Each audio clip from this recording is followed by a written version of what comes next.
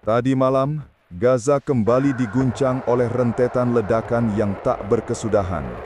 Langit yang biasanya pekat oleh kegelapan berubah menjadi lautan api, dihiasi kilatan cahaya merah oranye dari rudal yang jatuh tanpa henti.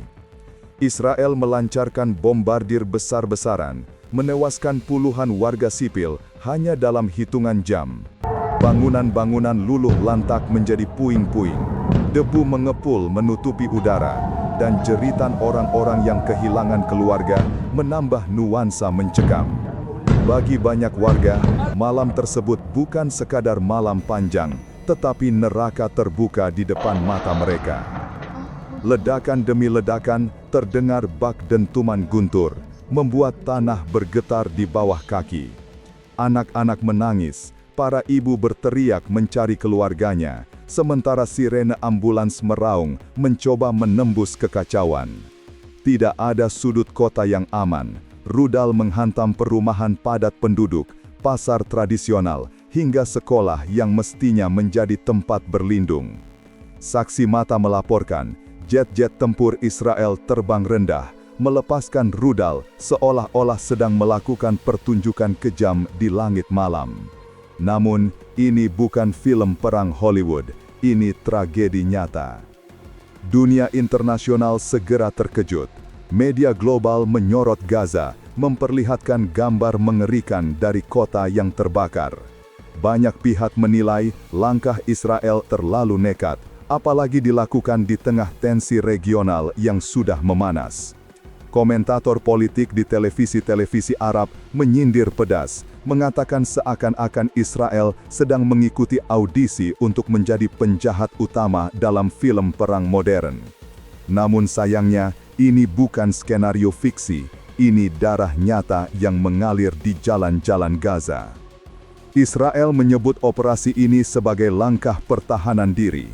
Namun, jika pertahanan diri berarti menghancurkan rumah orang lain, menghantam pasar, dan mengirim anak-anak ke liang kubur, maka definisi itu jelas sudah berubah menjadi absurditas. Kalimat klise dari Washington, Israel berhak membela diri, kembali terdengar di media, seolah kaset rusak yang selalu diputar ulang. Dunia menyaksikan kontradiksi mencolok, sebuah negara yang menyebut dirinya korban, tapi bertindak bak algojo di tengah malam. Bagi warga Gaza, dentuman rudal bukan lagi hal mengejutkan. Mereka sudah hidup bertahun-tahun dalam ketakutan yang sama, sampai-sampai suara sirene peringatan rudal terdengar seperti lagu pengantar tidur wajib. Namun, malam ini berbeda, lebih intens, lebih brutal, lebih seolah ingin menegaskan bahwa Gaza hanya dianggap papan catur di permainan geopolitik yang dingin. Ketika fajar menyingsing, Gaza berubah menjadi kota yang nyaris tak dikenali. Jalan-jalan dipenuhi puing, aspal terbelah oleh hantaman rudal, dan bangunan-bangunan berdiri setengah hancur seperti tulang rapuh yang baru saja dipatahkan. Debu tebal masih melayang di udara, membuat mata perih dan napas sesak. Para relawan medis sibuk mengangkat korban dari reruntuhan, sebagian masih hidup dengan luka parah, sebagian lain hanya tinggal jasad yang tertimbun batu dan besi. Gaza tidak lagi sekedar kota, ia menjelma kuburan terbuka bagi ratusan ribu warganya yang tak tahu kapan giliran mereka. Di rumah sakit, suasana lebih menyerupai medan perang ketimbang pusat penyembuhan. Lorong-lorong penuh sesak dengan korban yang terluka, sebagian hanya mendapat perawatan seadanya di lantai karena ranjang pasien sudah habis. Dokter dan perawat bekerja tanpa henti, wajah mereka letih namun tangan mereka terus bergerak menyelamatkan siapapun yang masih bernapas. Tangisan anak-anak bercampur dengan jeritan kesakitan orang dewasa, menciptakan simfoni duka yang menusuk hati siapa saja yang mendengarnya. Bagi banyak keluarga, tragedi ini bukan sekedar kehilangan rumah atau harta benda, tetapi kehilangan orang-orang terkasih.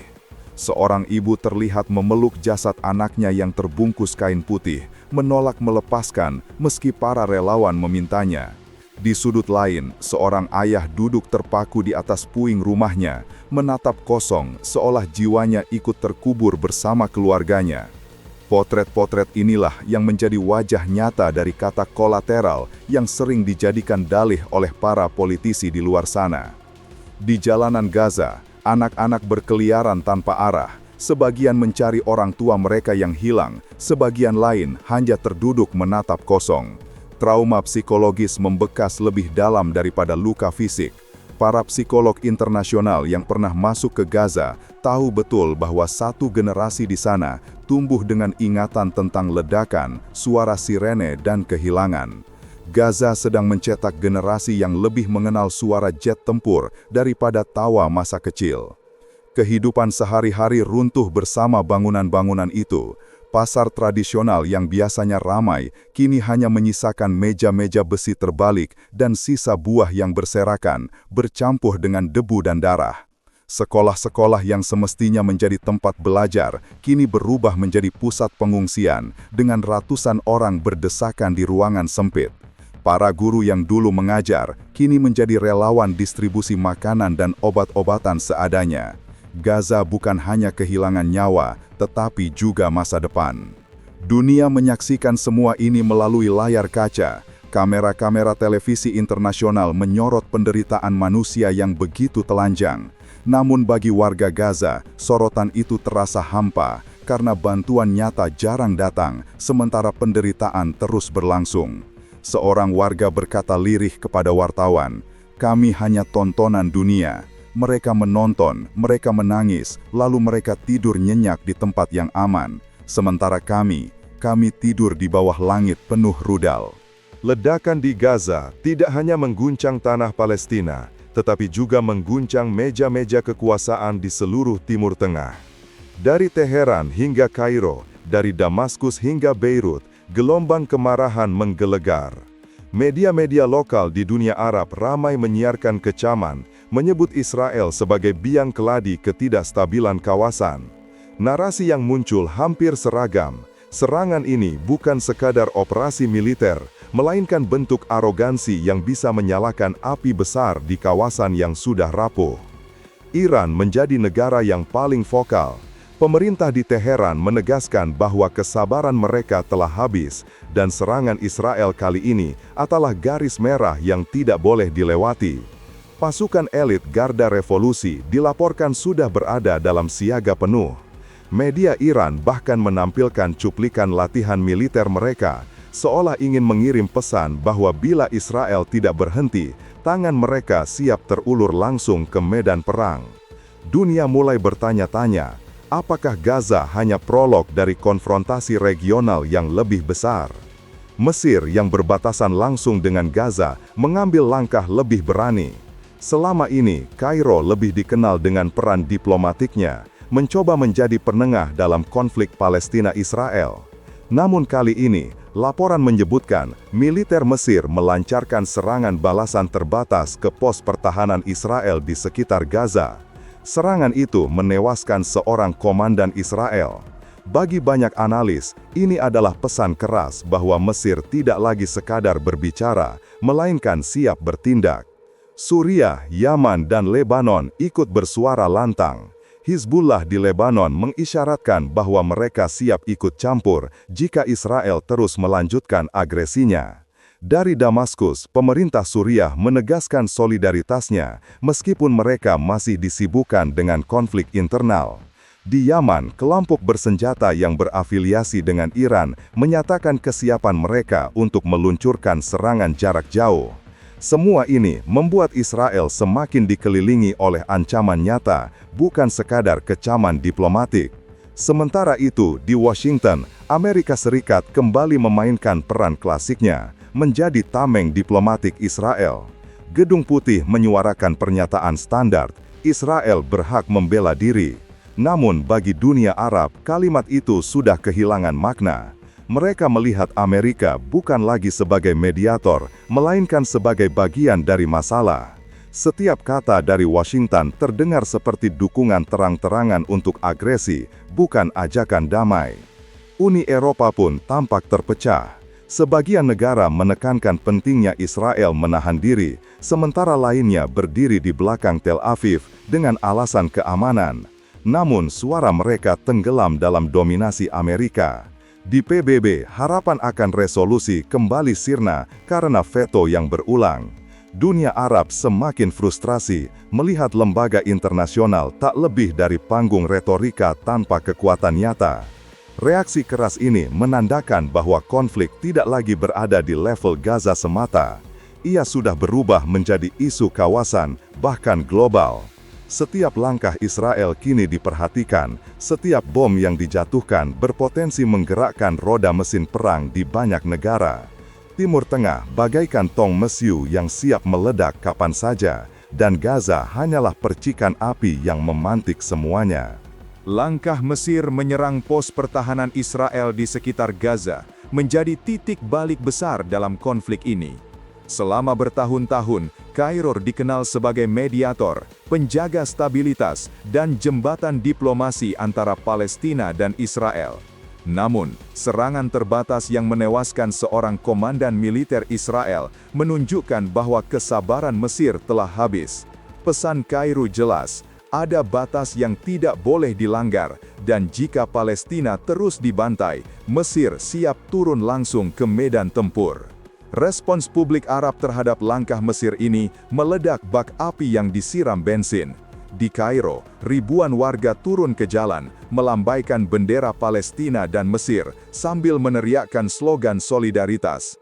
Bagi mereka, ini bukan sekedar aksi militer, melainkan bukti nyata bahwa Gaza tidak sendirian. Perayaan di jalanan Kairo menandai sebuah euforia yang jarang terlihat, sebuah momen ketika rakyat merasa pemerintahan mereka akhirnya berdiri di garis depan melawan agresi Israel. Di sisi lain, Israel menghadapi dilema yang sulit. Jika mereka memilih membalas Mesir dengan kekuatan penuh, mereka berisiko membuka front perang baru yang jauh lebih luas. Namun, jika mereka menahan diri, itu akan dianggap kelemahan di mata lawan-lawannya. Tel Aviv kini ibarat pemain catur yang terjebak dalam skak berlapis, di mana setiap langkah bisa mendekatkan mereka pada kehancuran. Hizbullah di Lebanon segera menangkap momentum ini. Pemimpin kelompok itu menyampaikan pidato berapi-api, menegaskan bahwa mereka siap membuka front utara jika Israel terus melanjutkan agresinya. Di wilayah perbatasan Lebanon-Israel, aktivitas militer meningkat. Para pejuang Hizbullah terlihat menyiapkan roket dan terowongan, bersiap jika panggilan perang benar-benar datang. Israel kini harus membagi perhatiannya, bukan hanya ke Gaza, tetapi juga ke utara. Iran pun tak tinggal diam. Pemerintah Teheran menyambut langkah Mesir sebagai isyarat penting bahwa dunia Arab tidak lagi pasif. Garda Revolusi Iran meningkatkan siaga penuh, sementara para jenderal mereka berbicara lantang bahwa Gaza hanyalah awal dari konfrontasi regional.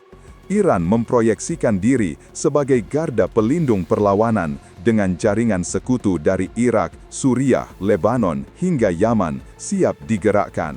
Bagi Israel, situasi ini ibarat berdiri di tepi jurang. Mereka bisa saja mencoba menunjukkan kekuatan militer, tetapi setiap serangan baru akan memicu perlawanan lebih luas. Dunia Arab kini bersatu dalam narasi yang sama. Israel telah melampaui batas, dan agresi terhadap Gaza tidak akan lagi dibiarkan tanpa perlawanan. Inilah perubahan besar, dari kecaman diplomatik menjadi perlawanan bersenjata yang nyata. Mesir memanfaatkan momentum ini dengan menggandakan diplomasi. Mereka menegaskan tidak mencari perang total, tetapi tidak akan ragu melindungi Palestina. Kairo menampilkan wajah baru, bukan lagi mediator pasif, melainkan garda depan perlawanan. Bagi banyak pengamat, langkah ini ibarat percikan api yang menyulut kayu kering di seluruh kawasan. Jika Israel salah langkah, api itu bisa berkembang menjadi kobaran perang regional yang mustahil dipadamkan dalam waktu singkat. Serangan Israel ke Gaza, balasan Mesir, dan reaksi keras negara-negara Arab kini menempatkan kawasan Timur Tengah di persimpangan yang paling berbahaya dalam beberapa dekade terakhir. Situasi yang awalnya hanya berupa serangan udara, kini telah berkembang menjadi konfrontasi nyata lintas negara. Banyak analis menggambarkannya sebagai domino effect, satu langkah kecil memicu reaksi berantai yang bisa menjelma perang besar-besaran. Iran disebut-sebut sebagai pihak yang paling diperhitungkan dalam eskalasi ini. Dengan pengaruh yang meluas ke Irak, Suriah, Lebanon hingga Yaman, Teheran memiliki jaringan sekutu yang siap digerakkan kapan saja. Ancaman mereka bukan sekadar retorika, melainkan kekuatan nyata yang sudah teruji di berbagai medan perang. Jika Iran benar-benar turun tangan secara langsung, Israel akan menghadapi tekanan dari berbagai arah sekaligus, sebuah mimpi buruk yang bahkan sekutu terdekatnya sulit untuk redam. Mesir, yang sebelumnya dianggap pilar stabilitas kawasan, kini berubah menjadi aktor agresif.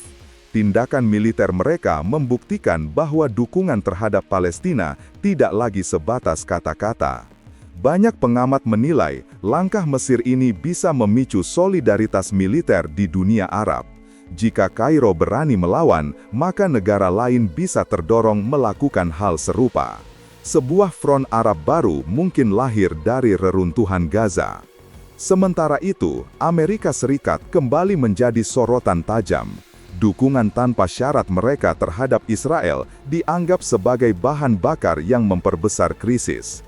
Bagi dunia Arab, Washington bukan lagi mediator, melainkan sekutu langsung dari pihak yang menyerang. Setiap pernyataan perdamaian dari Amerika terdengar hambar, bahkan memicu sinisme. Banyak analis menyindir bahwa Amerika dalam konflik ini lebih mirip satpam yang ikut ribut daripada penengah. Eropa pun tak mampu bersuara lantang. Uni Eropa terpecah, sebagian mendukung Israel dengan alasan keamanan, sementara lainnya mendesak Tel Aviv agar menahan diri.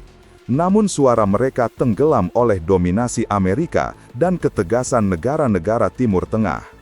PBB yang diharapkan menjadi panggung diplomasi internasional kembali terlihat lumpuh.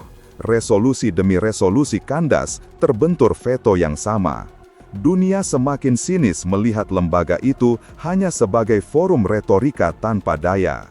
Ancaman perang regional kini terasa nyata. Satu serangan balasan lagi bisa memicu reaksi berantai, dan dalam waktu singkat, Timur Tengah bisa berubah menjadi medan perang. Israel menghadapi tekanan psikologis luar biasa. Terus menyerang berarti membuka banyak front baru, mundur berarti kehilangan wajah di depan sekutu. Seorang analis menggambarkan situasi ini seperti menyalakan api di ladang kering. Sekali percikan muncul, kobaran tak mungkin dihentikan. Di tingkat masyarakat sipil, penderitaan kian dalam. Warga Gaza hidup dalam ketakutan harian, krisis kemanusiaan meningkat, dan setiap ledakan baru mengikis harapan akan masa depan. Dunia menonton dengan cemas, sadar bahwa apa yang terjadi di Gaza bisa menjadi pemantik konflik global.